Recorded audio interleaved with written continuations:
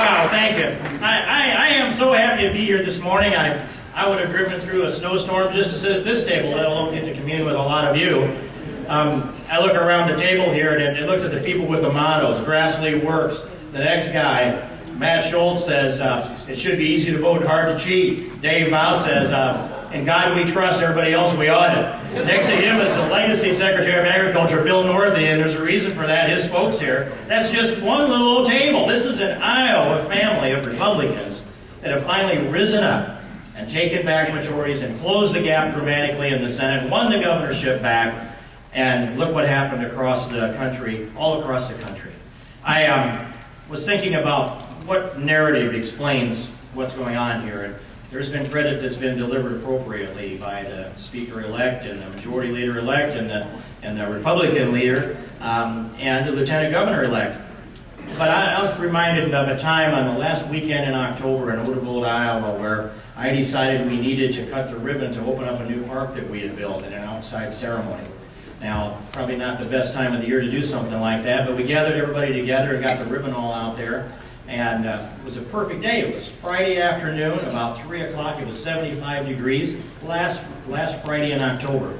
And so, because of the sequence in the agenda, I stepped up to give my little speech.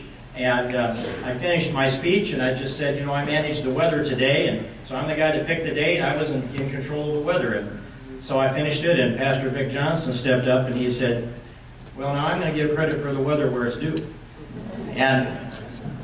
And he did, and I deserved it, and it was done in good humor. And so I've often thought about that, to give credit where it's due. We know it's the good Lord looking over all of us. But when you get to the humanistic side, here's some places where there's some credit due. Barack Obama. We couldn't have done this without him. What's coming next? Nancy Pelosi. Probably couldn't have done it without her. Harry Reid. Chuck Grassley will tell you, probably couldn't have done it without Harry Reid cramming Obamacare down our throats on Christmas Eve morning. I mean, the bitterness and the resentment built to the point where tens of thousands of people poured into Washington, D.C. to say no. Keep your hands off our Constitution, your hands off our health care. And that's a big part of it. We were scheduled, day after tomorrow, to vote to repeal Obamacare in the House, and we will get that done. That's been a mission for almost a year.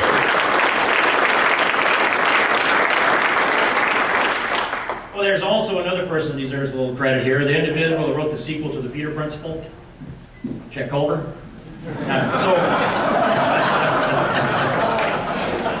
All that helps. You know, you take your help where you can find it.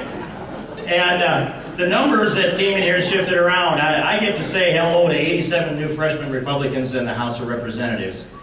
9 Democrats. I haven't found a single Democrat freshman yet. I'm sure they're there. 9. It's crowded on our side. You can't hardly find a place to move around over there. When we have our conference, it's the room is full. That's good. It's manageable.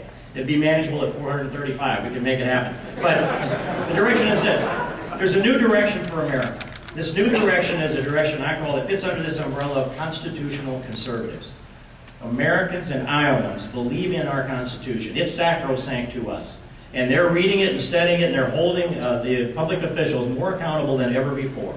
And we do, in every bill that's introduced in the House of Representatives, we attach the rationale of the constitutionality of every bill that we propose.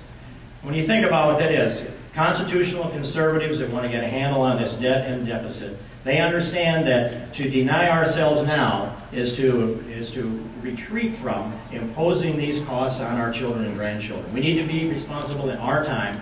This is our time to do it. We're just the people to do it. And Iowans will stick with us. And if we step up and do our job. So I'm looking forward to all of this. I'm going to go to the Capitol and spend as much time as I can there today, see if I can relive some of that. But it's been the honor of my life to serve in the state legislature. I'll be up there today to try to soak up some of the ambiance. I know you've got a lot of work ahead of you. We've got a great governor ready to swear in on Friday morning at 9 o'clock. Lieutenant Governor, it's fantastic. And by the way, the search for the Supreme Court justices, there's some people in this room that would be happy to help with that too. Thanks a lot.